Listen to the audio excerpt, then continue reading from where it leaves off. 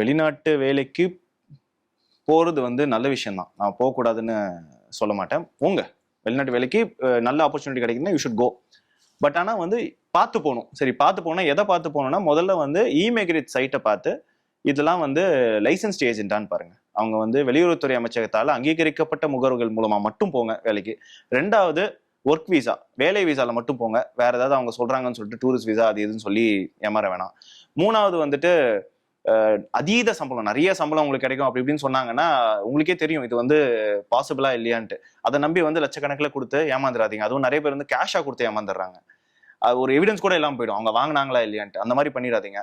Licence agent மூலமா போங்க, work விசால போங்க.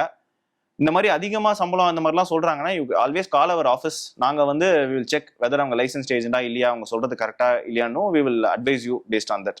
ஸோ இந்த வகையில நீங்க பார்த்து போனீங்கனாலே வந்து யூ கேன் போய் சேஃபாவும் போகலாம், சேஃபா போய் ஒர்க் பண்ணிட்டு நல்லபடியா திரும்பியும் வரலாம். போங்க, ஆனா பார்த்து போங்க.